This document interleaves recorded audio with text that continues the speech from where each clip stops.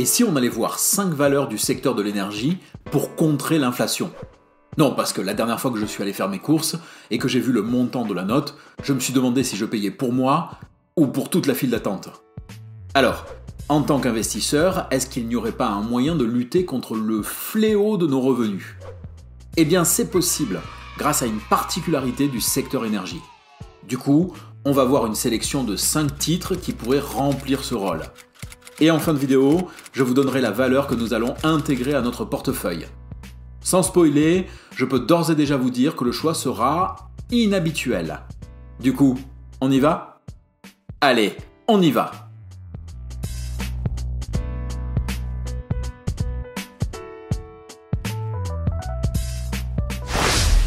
L'inflation est une taxe bien plus dévastatrice que tout ce que pourraient inventer nos législateurs. Elle a une fantastique capacité à consommer du capital. Et si vous croyez pouvoir danser autour de la taxe inflationniste en tradant sur les actions, j'aimerais certainement être votre courtier, mais pas votre partenaire. Ah, l'inflation. Un phénomène dont on connaît mal les causes, mais au centre de nombreuses polémiques sur ses conséquences positives ou négatives dans l'économie. Si. Bienvenue sur 1, 2, 3 Richesses, la chaîne qui vous apprend à investir même si vous avez peu de moyens et même si vous n'y connaissez rien. Je suis La Voix et en compagnie de mon partenaire et néanmoins complice, Le Cube. Le Cube, c'est moi.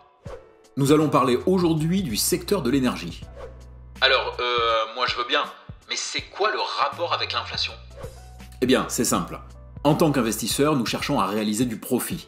Mais si ce dernier est inférieur à l'inflation elle-même, c'est un peu comme si nos efforts ne servaient à rien.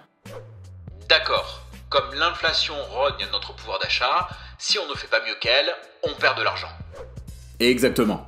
Globalement, nous devons donc chercher des entreprises capables de battre cette inflation. Pour ça, et je reprends les principes énoncés par Warren Buffett, nous devons trouver des entreprises qui ont des faibles coûts, mais qui peuvent aussi augmenter leur prix sans perdre de gros volumes de vente.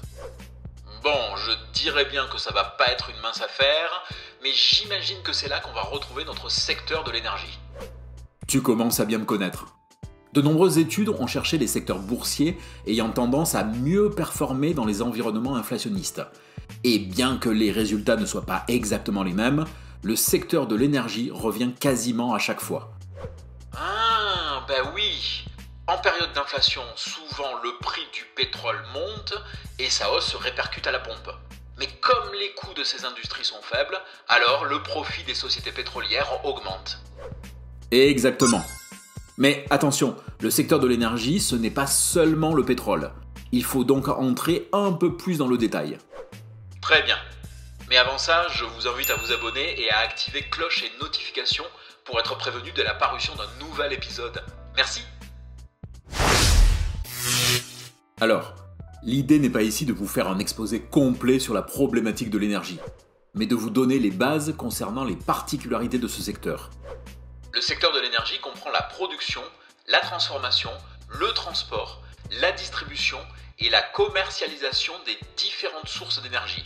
Les énergies fossiles, gaz naturel, pétrole, charbon, l'énergie nucléaire et les énergies renouvelables, hydroélectrique, éolien, solaire, biomasse et géothermique.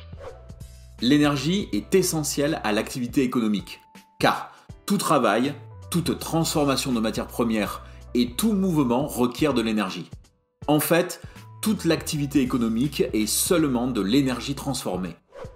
Et c'est pour ça qu'il existe un véritable marché mondial de l'énergie. C'est d'ailleurs un secteur relativement cyclique, car il dépend fortement du prix des matières premières, pétrole, gaz, etc.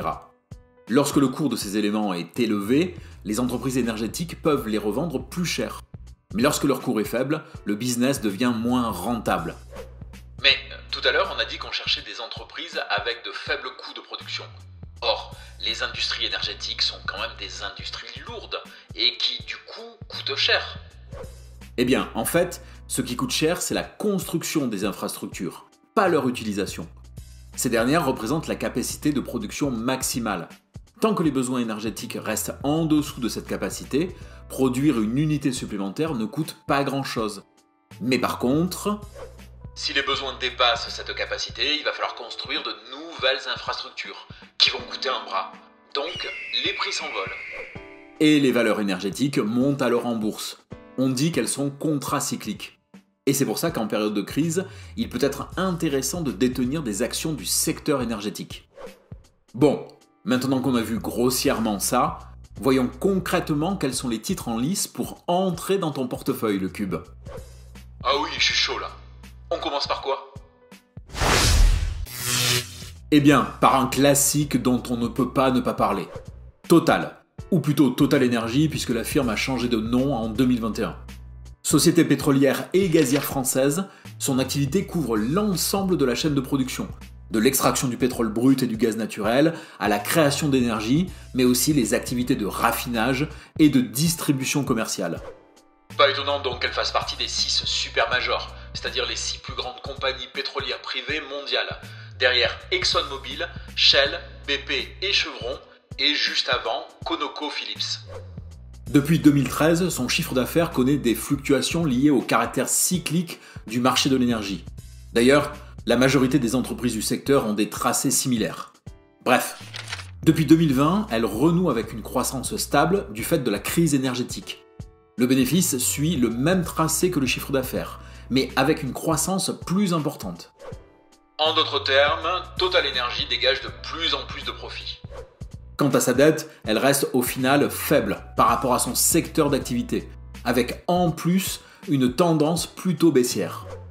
Parallèlement, elle propose un rendement de 5,38% avec une croissance de 8% par an et un dividende versé depuis plus de 30 ans. On est donc face à une aristocrate du dividende rémunérant copieusement ses actionnaires. Son ratio de distribution est actuellement de... D'accord, on ajoute un nouveau ratio, comme ça, sans explication. Oui, c'est vrai, tu as raison.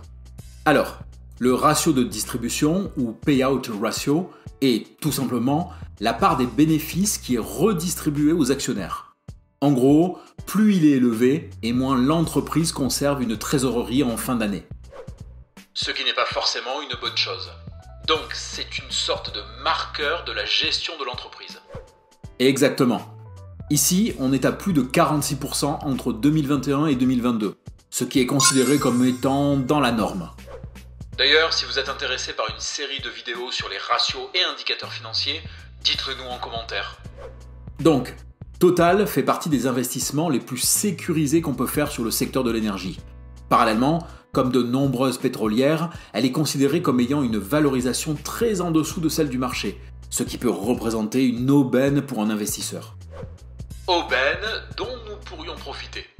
Mais voyons un peu ce que nous réserve la suite, en restant quand même en France avec le deuxième titre de cette sélection.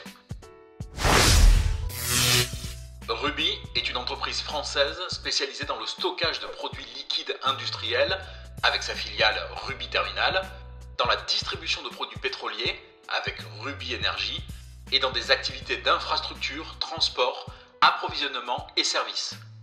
Elle intervient essentiellement en Europe, en Afrique et dans les Caraïbes. Son chiffre d'affaires est en nette évolution, hormis 2020 suite à la période Covid, avec une croissance plutôt forte. Par contre, la croissance de son bénéfice net n'est pas faramineuse.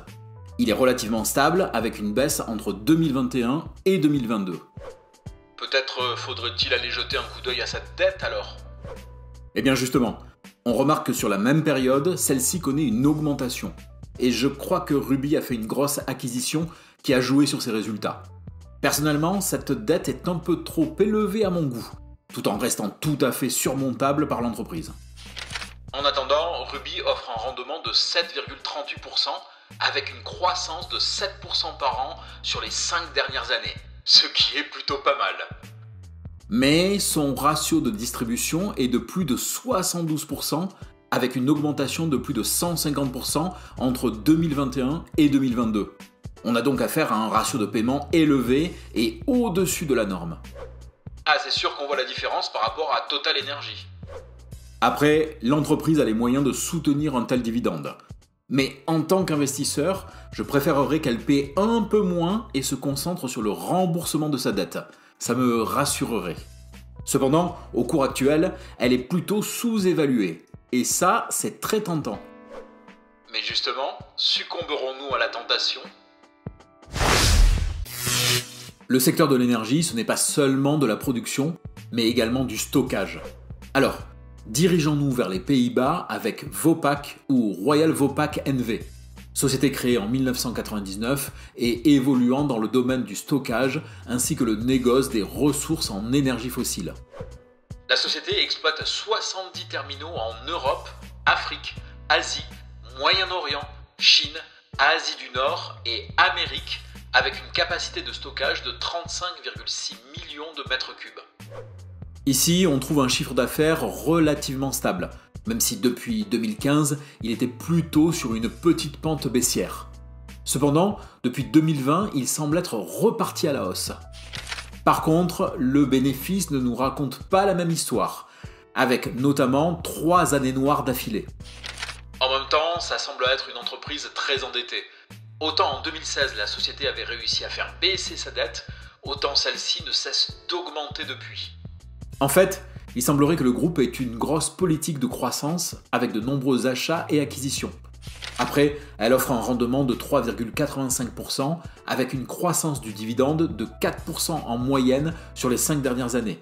Ce dividende étant versé depuis 12 ans sans interruption.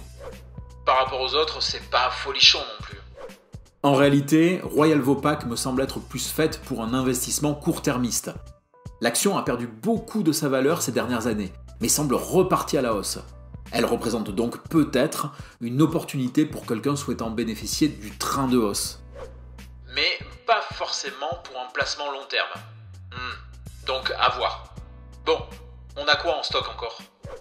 Au fait, si la vidéo vous plaît, n'hésitez pas à mettre un like. C'est aussi important pour nous que pour la chaîne. Un grand merci à vous. Jusqu'à présent, nous avons parlé essentiellement de pétrole et un peu de gaz.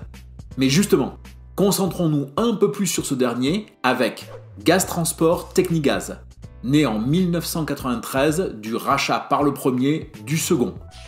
L'entreprise est le leader mondial de la fabrication de systèmes de confinement à membrane cryogénique pour le stockage et le transport en mer du gaz naturel liquéfié. Donc, même s'il s'agit d'un secteur extrêmement précis, elle reste un leader. C'est bien ça. Commençons avec son chiffre d'affaires, qui suit une belle courbe de croissance avec un pic, sans doute exceptionnel, en 2020 et une légère baisse en 2022. Mais personnellement, j'aime bien ce que je vois. Par contre, le bénéfice net de 2021 et 2022 est en léger repli par rapport à 2019. 2020 semble être effectivement exceptionnel, donc on peut ne pas en tenir compte. Mais en même temps, n'oublions pas que nous sommes sur un marché extrêmement cyclique. Donc... Au niveau de la dette, alors je sais que tout le monde va se focaliser sur les barres, mais le plus important est de voir l'échelle. En d'autres termes, GTT possède plus de liquidités que de dettes, tant celle-ci est ridiculement faible. Ce qui peut être interprété comme un signe de bonne santé financière. D'ailleurs, GTT verse un dividende de 3,22% depuis 9 ans, avec une croissance sur 5 ans de 4% par an. Cependant, elle a un ratio de distribution de plus de 90%, ce qui est vraiment beaucoup. Mais, comme elle a peu de dettes, elle peut se le permettre. En tout cas, GTT reste une belle entreprise dont le prix actuel, aux alentours des 93 € au moment d'enregistrer la vidéo, est correctement évalué. C'est noté. Il nous reste encore un titre à voir avant de passer à la décision finale. Alors, pour notre dernière valeur, on part en Autriche avec OMV Bref, OMV est l'une des plus grandes sociétés industrielles cotées autrichiennes. Cette compagnie pétrolière est spécialisée sur 3 créneaux.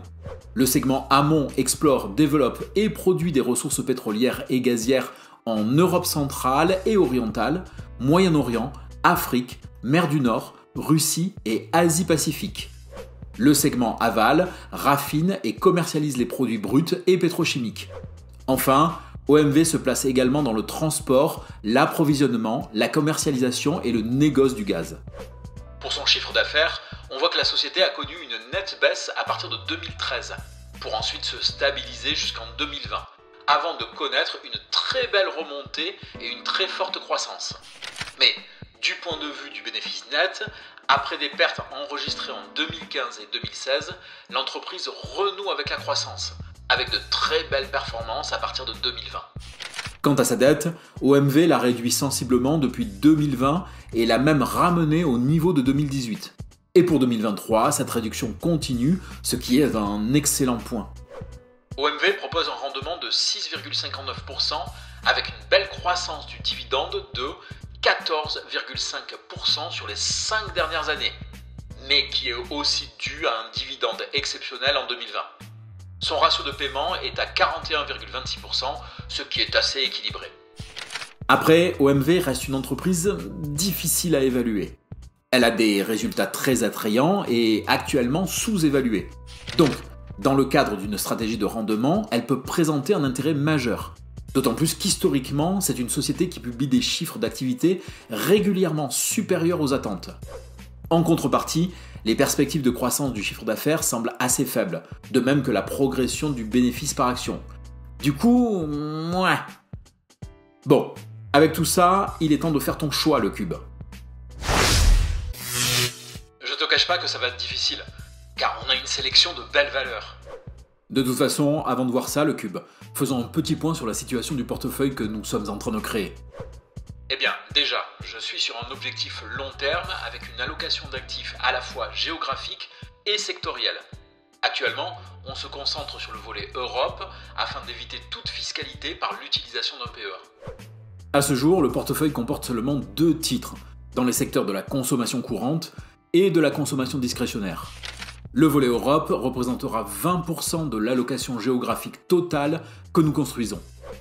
Oui, il y a encore du chemin à faire. Mais on ajoute aujourd'hui notre 3e secteur sur les 10 généralement établis. Du coup, on a choisi le secteur de l'énergie car il est contracyclique à l'inflation. En effet, l'énergie est le moteur de l'économie. C'est marrant que l'énergie soit le moteur et pas le carburant. Enfin bref. Or, actuellement, le prix de l'énergie est déterminé par le pétrole.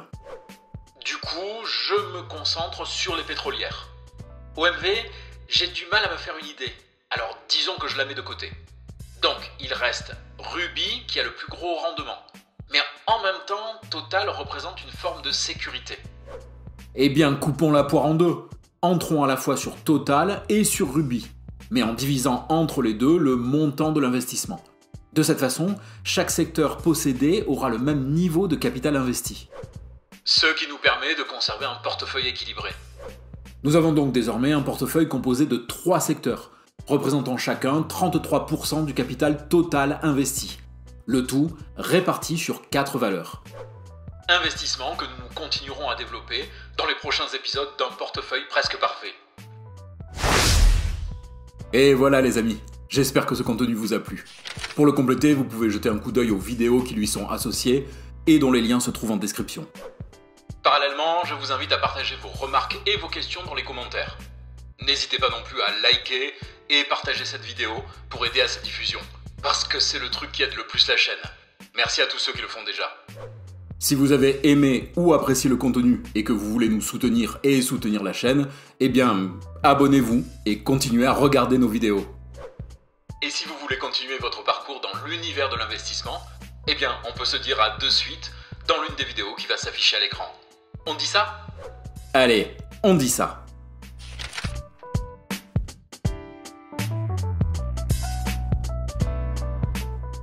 Et c'est encore pour voir ?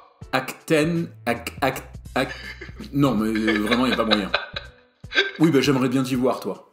Aktiengesellschaft. Voilà. Autre chose ? Bah non.